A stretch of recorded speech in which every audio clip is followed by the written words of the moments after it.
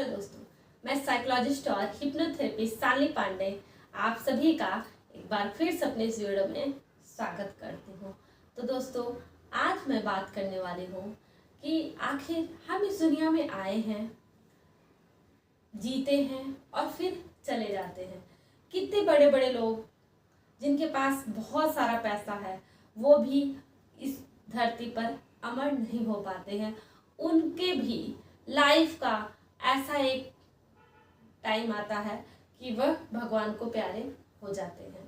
तो दोस्तों, सोचिए कि हम जब तक जिंदा हैं तभी तक तो हमारी जिंदगी है। तो हम इस भाग दौड़ भरी जिंदगी में हमेशा ऐसे भागते ही रहते हैं।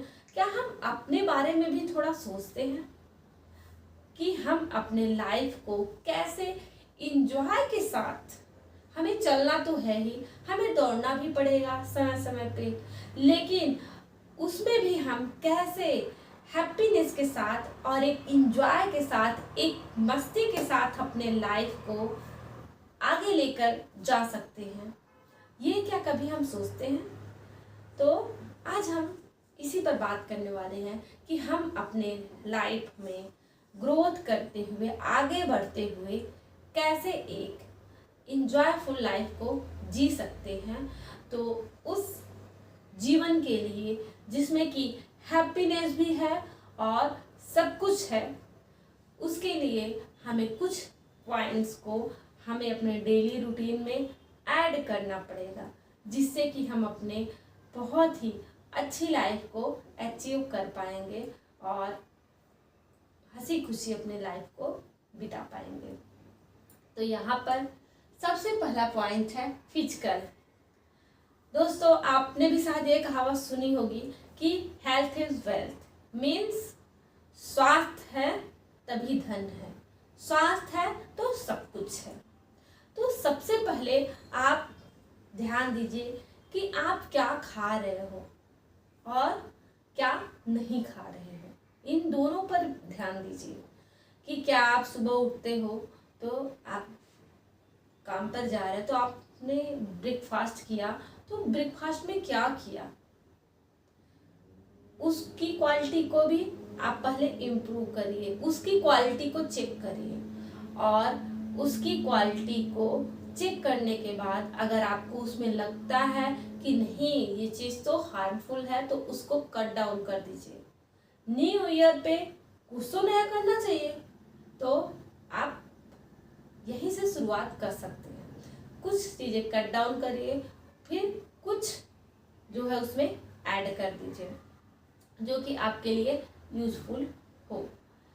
तो और उसके बाद जो भी आपका अगर कोई नशा करते हैं या और भी किसी भी चीज़ का ऐसा एडिक्शन है जो कि आपके बॉडी पर गलत इफेक्ट डाल रहा है, तो उसको भी कट कर दीजिए।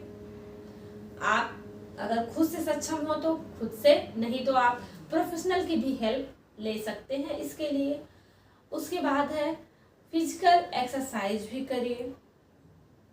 अगर आप इन चीज़ों को ध्यान में रखते हैं, जो नींद है आपकी नींद को भी प्रॉपर लीजिए। मिनिमम आपका 6 घंटे का नींद होना चाहिए। आप 6 to 8 घंटे की जो नींद होती है वह बहुत ही अच्छी होती है, लेकिन आप 8 घंटे की नहीं ले पा रहे हैं तो आप 6 घंटे का मिनिमम 6 घंटे आप स्लीप लीजिए। अगर आप ये करते हैं तो आपकी बॉडी फिट रहेगी। तो आप समझिए एक एरिया को आपने बहुत ही अच्छा कर लिया, और अगर एक एरिया को आपने अच्छा कर लिया तो कहीं न कहीं ये आपके मेंटल को भी प्रोटेक्ट करेगा। मीन्स जो हम खाते हैं वही हमारे बॉडी में बनता है और उसी से सब कुछ प्रोसेस होता है। तो हमारा माइंड भी तो हमारे खान पान पर भी डिपेंड रहता है। आप जब बहुत ज़्यादा टायर्ड होते हो तो क्या होता है, क्या माइंड उस समय बहुत ज़्यादा काम करता है? नहीं, उसको भी लगता है कि नहीं अभी हमें आराम करना चाहिए। तो कहीं न कहीं हमारा जो बॉडी है वह हमारे माइंड से कनेक्ट है और हमारा माइंड जो है वह हमारे बॉडी से कनेक्ट है, मीन्स एक दूसरे पर निर्भर है। कनेक्ट का मतलब ये है। तो आप अपने अगर बॉडी को ठीक करते हैं तो आपका माइंड भी बहुत ही हद तक ठीक रहेगा, और माइंड को ठीक करते हैं तो बॉडी बहुत हद तक ठीक रहेगा। तो अब सेकंड आ जाता है मेंटल। मेंटल लेवल पे आपको क्या करना है कि बहुत सारी जो चीज़ें हैं, जो कॉग्निटिव डिस्टॉर्शन से आपको बचना है। सबसे पहले आपको अपनी तुलना किसी और से नहीं करनी है। आप जो हैं, आप एक यूनिक पर्सन हैं। जो क्वालिटीज़ आपके अंदर है वह किसी और के अंदर नहीं हो सकती है, और जो किसी और के अंदर है वह आपके अंदर भी नहीं हो सकती है, या फिर हो सकती है तो उसका भी एक एवरेज होगा। तो सबकी अपनी अपनी क्वालिटीज़ होती हैं। तो आपकी जो क्वालिटीज़ है आप उस पर फोकस करिए और दूसरे से तुलना करना छोड़ दीजिए। सबसे पहले ये चीज़ है। अगर आप ऐसा करेंगे तो आप बहुत ही मेंटली फिट रहेंगे। उसके बाद है मैजिकल थिंकिंग से बचिए कि सामने वाला व्यक्ति है वो मेरे बारे में क्या सोच रहा है, या ऐसी बातें करता है वैसी बातें करता है, या फिर जो डिस्ट्रक्टिव थॉट है उसको भी आपको देखना पड़ेगा, वॉच आउट करना पड़ेगा, और उसको भी माइंड से निकालना पड़ेगा कि कहीं मेरे साथ ऐसे कुछ बुरा ना हो जाए। ऐसे ऐसे बहुत सारे थॉट्स हैं जो कि व्यक्ति के जीवन में उनका कोई भी वैल्यू नहीं रहता, लेकिन उन्हीं थॉट्स की वजह से व्यक्ति का माइंड खराब हो जाता है। माइंड के साथ साथ फिर बॉडी भी खराब हो जाती है। तो अपने रूटीन में योगा, मेडिटेशन ये सब भी ऐड करिए, माइंडफुलनेस, ये सब ऐड करने के बाद आप देखेंगे कि आपको बहुत ही रिलीफ फील हो रहा है। समय समय पर आप डीप ब्रीदिंग भी कर सकते हैं, या सुबह का एक टाइम बना लीजिए उस पर कर सकते हैं, और म्यूजिक भी लिसन कर सकते हैं। उससे भी हमारा जो माइंड होता है वह रिलैक्स होता है। आप डांस भी कर सकते हैं, उससे भी हमारा माइंड रिलैक्स होता है। तो आप देखिए कि आपको क्या क्या सूट करता है, या फिर इनमें से कुछ चीज़ें, योगा मेडिटेशन तो जरूर डालिए अपने रूटीन में।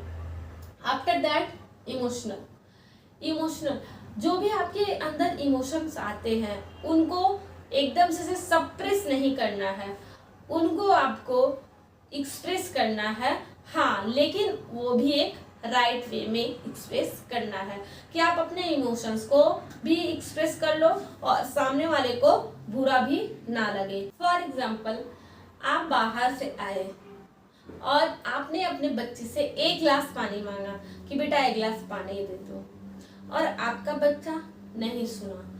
अब आप उसको उठते हैं और पीटते हैं कि मैंने तुम्हें कहा पानी लाने के लिए और तुमने पानी क्यों नहीं लाया। तो आप सोचिए, एक बिहेवियर ये हो गया। दूसरा हो गया कि वहां पर आप फिर से कह सकते हो कि बेटा मैं जब आता हूँ बहुत ही थका रहता हूँ, इसलिए मुझे बहुत ही प्यास लगी रहती है, तो पानी तुम दे दिया करो। अब यहाँ पर 2 बातें हो गई। अब सोचिए, यहाँ पर जो कि खड़े होकर तुरंत पिटाई कर दिया, इसका क्या रिस्पॉन्स रहेगा। और जहाँ पर आपको बुरा तो लगा, लेकिन आपने फिर ऐसे उसको इस तरीके से एक्सप्रेस किया, इस तरीके से बोल दिया, तो अब इसका क्या रिस्पॉन्स रहेगा। तो यहाँ पर एक ही बात को कहने के लिए हम 2 तरीका यूज कर सकते हैं। तो वैसे ही हर सिचुएशन में होता है, हमारे पास चॉइसेस होती हैं कि हमें क्या कहना है या क्या करना है।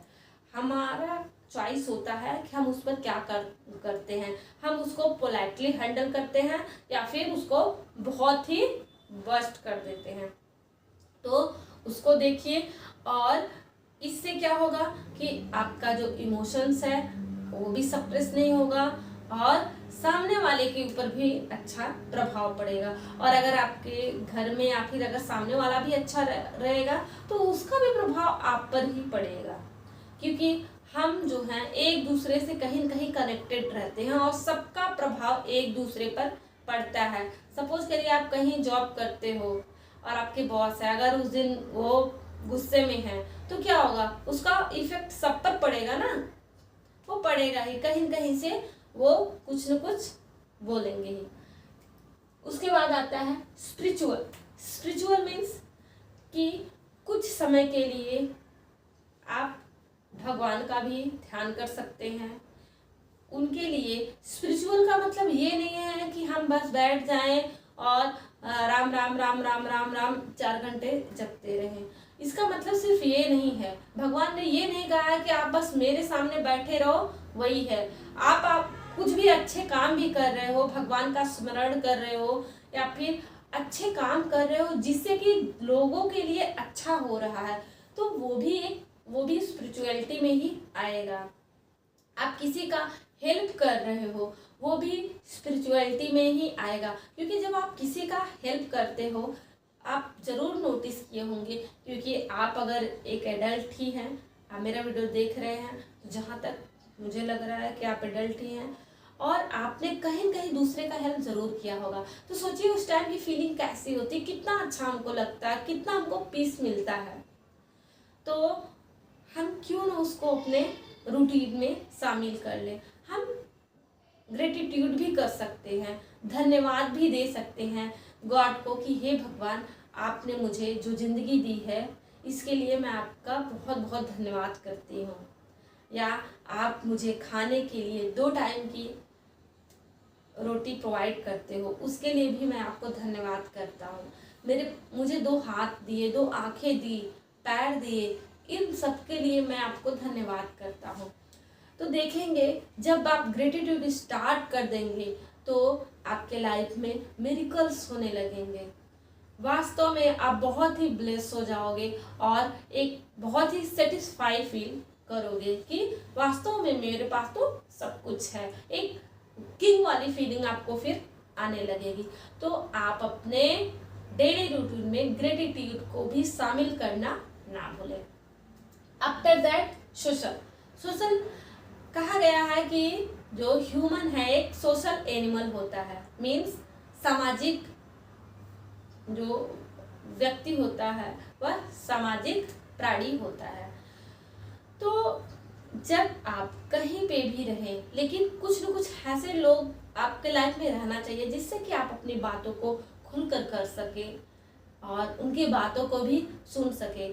ऐसा व्यक्ति जो कि आपकी जब भी आपको सैडनेस की फीलिंग हो या फिर आप लो फील कर रहे हो तो वो आपको एनर्जी से भर सके। और ऐसे लोगों से थोड़ा दूरी बनाना चाहिए जो कि आपको हमेशा डिमोटिवेट करते हो।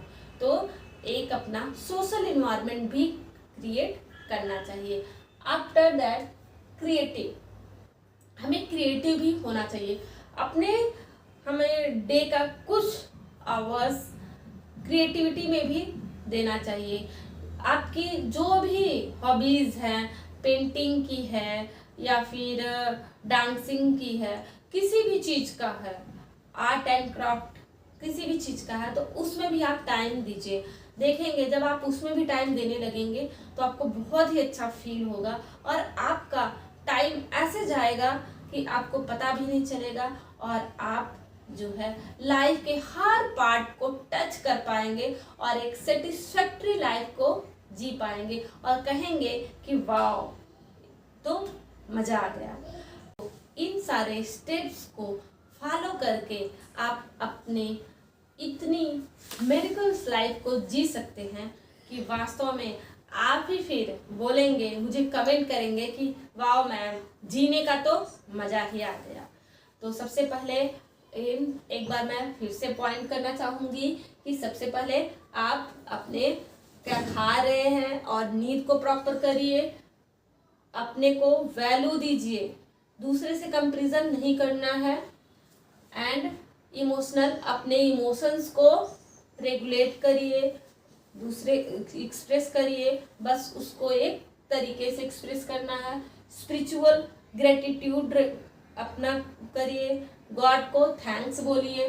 सोशल किसी ऐसे व्यक्ति के साथ रहिए, ऐसा सोशल एनवायरनमेंट बनाइए जहाँ कि आप अपने इमोशंस को एक्सप्रेस कर सके, अपने बातों को बता सके और जो आपको मोटिवेट कर सके। एंड क्रिएटिव, आपकी जो हॉबी है उसको भी ऐड ऑन कर लीजिए। तो ऐसा करने के बाद आप बहुत ही अच्छे से अपने डेली लाइफ को एंजॉय कर सकते हैं। तो इसी के साथ कहना चाहूँगी कि अगर मेरा ये वीडियो आपको वास्तव में अच्छा लगा हो तो लाइक करना ना भूलें और कमेंट भी करें। और इसी के साथ कहना चाहूँगी कि हैप्पी न्यू ईयर। खुश रहिए, मस्त रहिए, जहाँ भी रहिए हंसते रहिए। बाय।